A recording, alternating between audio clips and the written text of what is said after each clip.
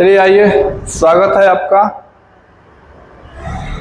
RRB group D के exam के लिए। साइंस के 25 टॉप क्वेश्चन आपको देखने को मिलेंगे।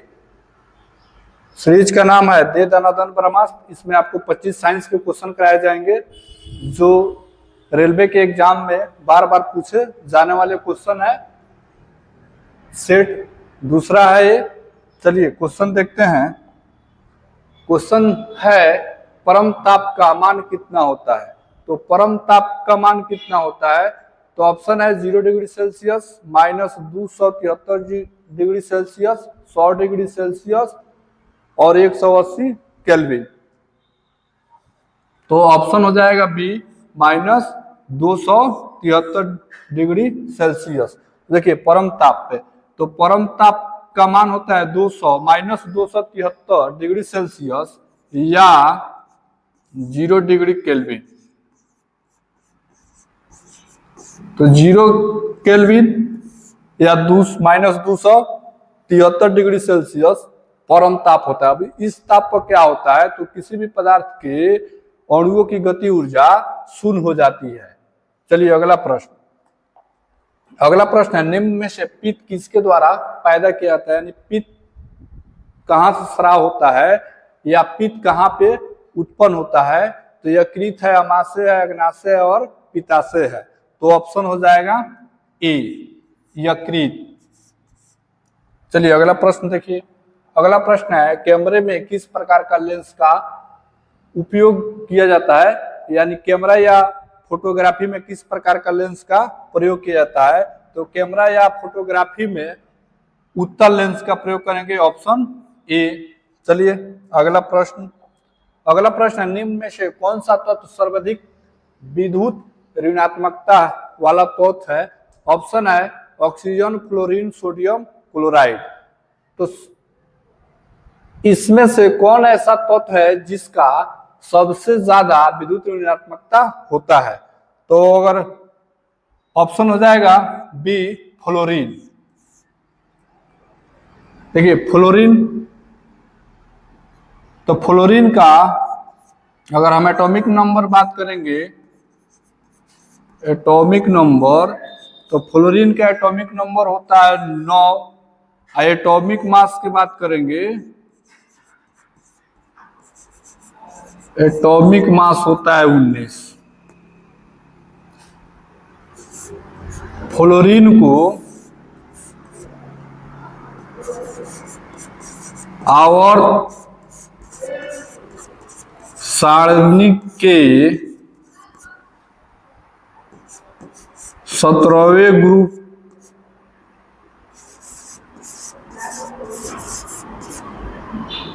में रखा गया है।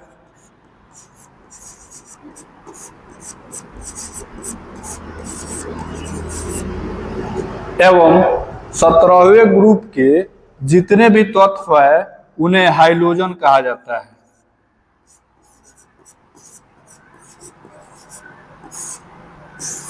तो इतना आपको याद होना चाहिए। चलिए अगला प्रश्न। अगला प्रश्न है जंतु में होने वाली फुट एंड माउथ रोग किसके कारण उत्पन्न होती है। तो जो जंतु में होने वाली फुट एंड माउथ रोग किसके कारण होती है, तो जीवाणु है, कवक है, प्रोटोजोआ है और विषाणु है। तो फुट एंड माउथ रोग विषाणु के द्वारा होता है, ऑप्शन डी। चलिए विषाणु की खोज किसने किया, विषाणु या वायरस,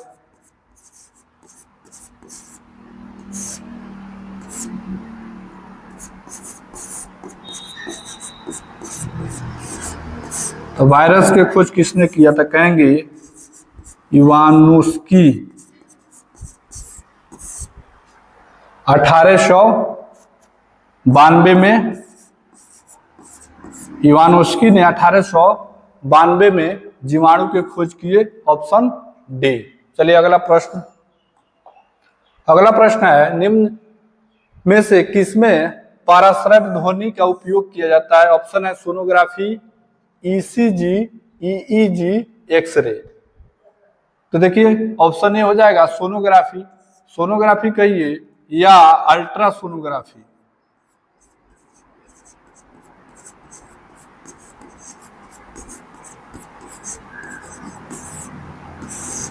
अल्ट्रा सोनोग्राफी, इसमें पराश्रव्य ध्वनि का प्रयोग किया जाता है।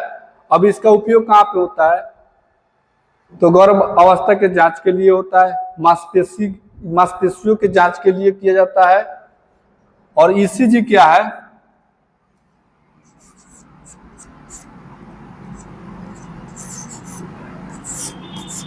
तो हार्ट से रिलेटेड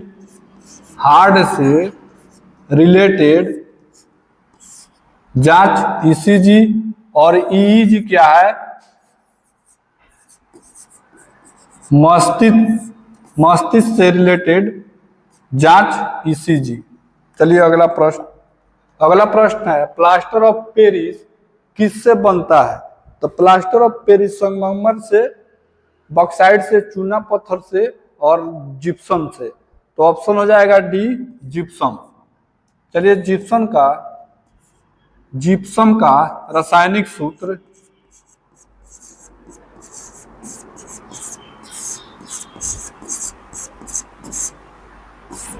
CaSO4 12H2O। ये आपको याद रहना चाहिए, बार बार क्वेश्चन पूछा जाता है। जो जिप्सम का रासायनिक सूत्र क्या होता है? तो CaSO4। तो CaSO4 को क्या कहेंगे? तो कहेंगे कैल्शियम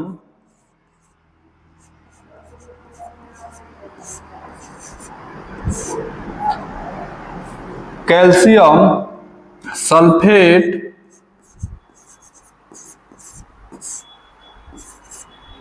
हेमीहाइड्रेट।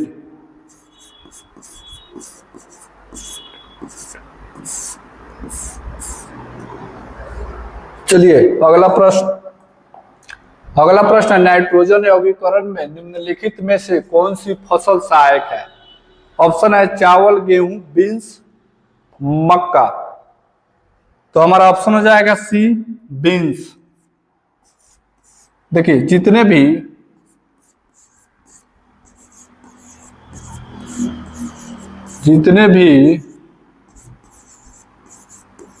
दलहनी फसलें हैं,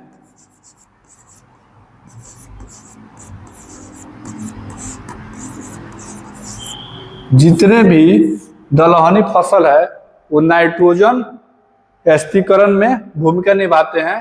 तो ऑप्शन सी। अगला प्रश्न है ट्रांसफार्मर में क्रोड बनाने के लिए निम्नलिखित पदार्थ में से कौन सा अधिक उपयुक्त है? ऑप्शन है नर्म लोहा, निकेल, तांबा और स्टेनलेस स्टील। तो हमारा ऑप्शन हो जाएगा ये नर्म लोहा। तो नर्म लोहा में देखिए, नर्म लोहा में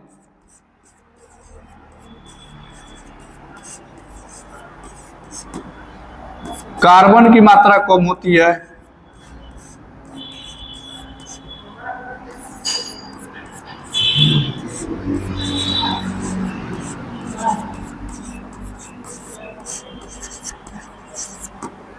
इसे आसानी से चुंबकित किया जा सकता है, आसानी से चुंबकित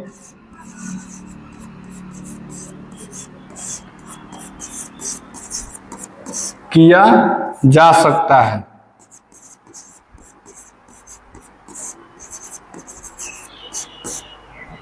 चलिए अगला प्रश्न,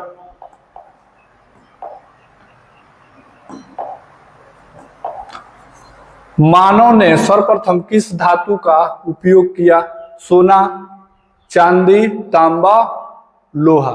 तो मानव द्वारा प्रयुक्त सर्वप्रथम धातु कौन सा है? प्रयोग किए जाने वाले धातु। तो ऑप्शन सी हो जाएगा तांबा। चलिए अगला प्रश्न है निम्न में से कौन नियत तापी प्राणी है? व्हेल है, शार्क है, ड्रेको है, एलाइटिज है। तो इनमें से कौन सा नियत तापी प्राणी है?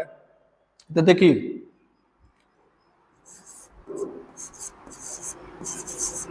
स्तनधारी वर्ग के जंतु, स्तनधारी वर्ग के जीव जंतु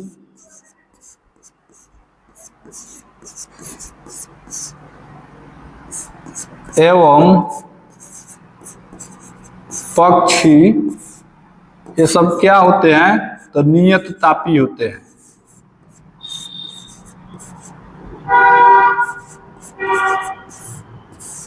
तो नियत तापी प्राणी होते हैं।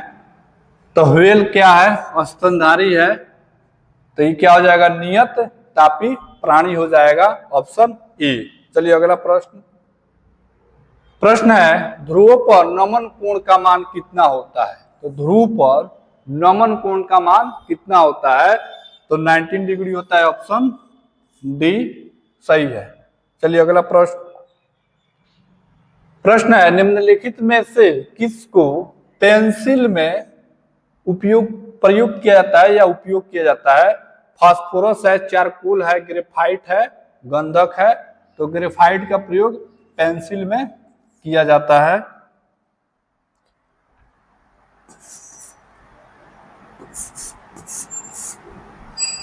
देखिए ग्रेफाइट अधातु होता है, ग्रेफाइट अधातु होता है, लेकिन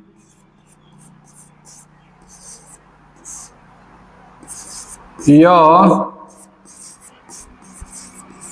विद्युत का कुचालक होता है, सॉरी विद्युत का सुचालक होता है।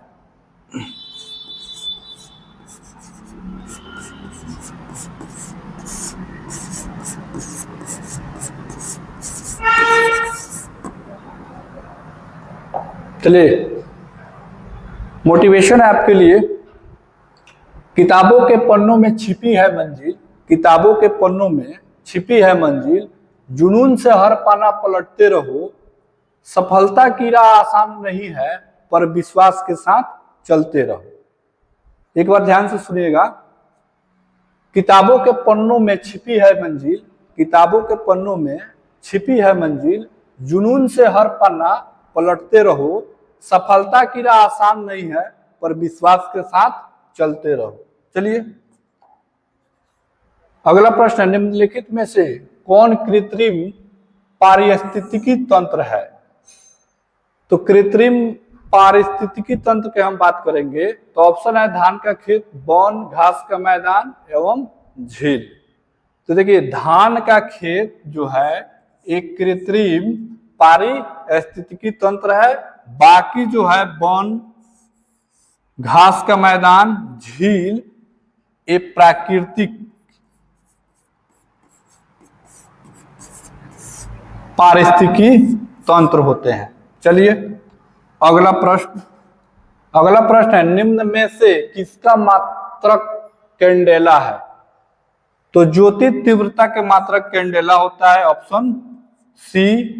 अगर ज्योति फ्लक्स की बात करें तो ज्योति फ्लक्स का एसआई मात्रक क्या होता है? तो कहेंगे लुमेन।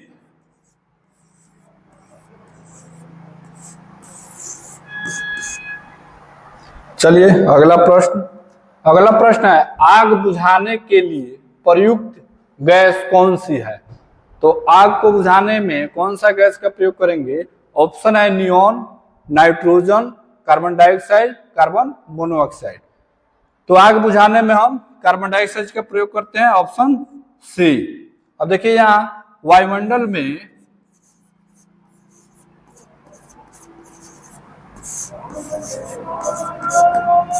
कार्बन डाइऑक्साइड कितना प्रतिशत है?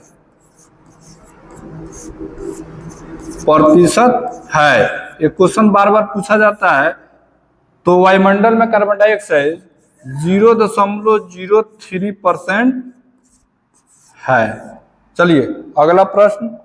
अगला प्रश्न है विश्व का सबसे अधिक तेजी से बढ़ने वाला जल पादप कौन सा है? यानी विश्व का सबसे अधिक तेजी से जलीय पौधा का नाम पूछा है, जो जल तेजी से वृद्धि करता है, उसका जलीय पौधा का नाम पूछ रहा है, तो देखिए ऑप्शन सी जल हयासिंथ एक पौधा है, जलीय पौधा जो बहुत तेजी से वृद्धि करता है, तो ऑप्शन सी हो जाएगा। चलिए अगला प्रश्न, विद्युत उत्पादन के लिए कौन सी धातु का उपयोग होता है? तो यूरेनियम, लोहा, तांबा, एल्युमिनियम। तो यूरेनियम का प्रयोग हम विद्युत उत्पादन के लिए किया जाता है, तो ऑप्शन हो जाएगा ए यूरेनियम। अगला प्रश्न है सबसे प्रचुर मात्रा में मिलने वाला तत्व क्या है?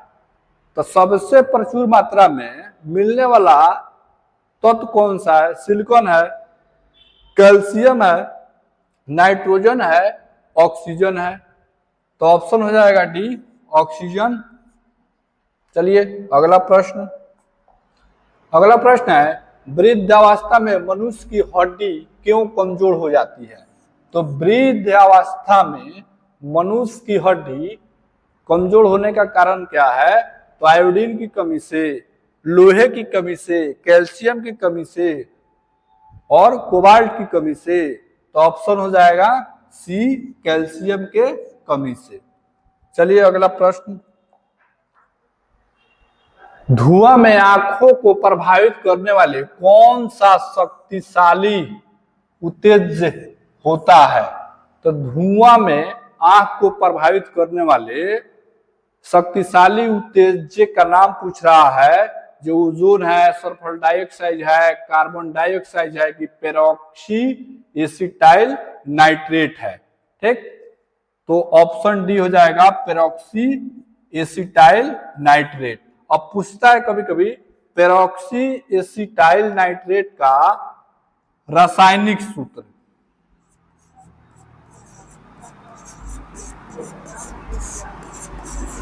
रासायनिक सूत्र कितना होता है? तो कहेंगे रासायनिक सूत्र इसका C2H3NO5।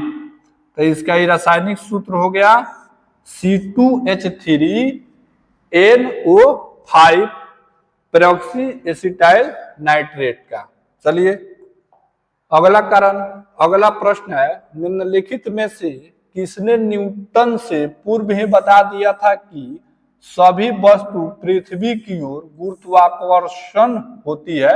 यानी सभी कहने का अर्थ है कि न्यूटन से पहले कौन बताया था कि ये सभी वस्तु पृथ्वी की ओर गुरुत्वाकर्षण के कारण नीचे आती है? तो न्यूटन से पहले कौन बताया? तो ऑप्शन है आर्यभट्ट, ब्राह्मी, बुद्धगुप्त, ब्रह्मगुप्त। तो ऑप्शन हो जाएगा डी ब्रह्मगुप्त। चलिए अगला प्रश्न है, होमोसेपियन किसका वैज्ञानिक नाम है? तो होमोसेपियन किसका वैज्ञानिक नाम है? बाघ का, मनुष्य का, मेढक का, मोर का। तो होमोसेपियन मनुष्य का वैज्ञानिक नाम है, ऑप्शन बी। चलिए मेढक का वैज्ञानिक नाम होता है राना टिग्रीना।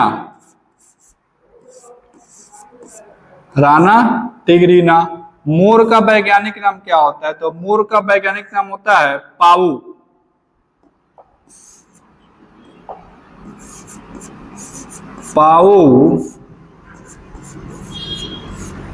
क्रिस्टेटस।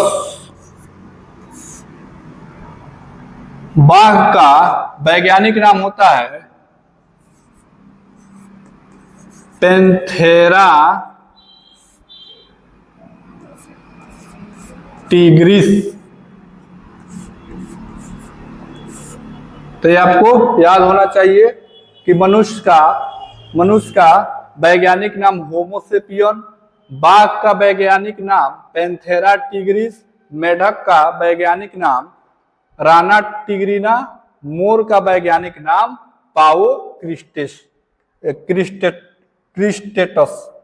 चलिए अगला प्रश्न देखिए, टेलीस्कोप की खोज किस वैज्ञानिक ने की थी? तो टेलीस्कोप का खोज न्यूटन ने किया था, जेम्स वाट, रदरफोर्ड, गैलीलियो।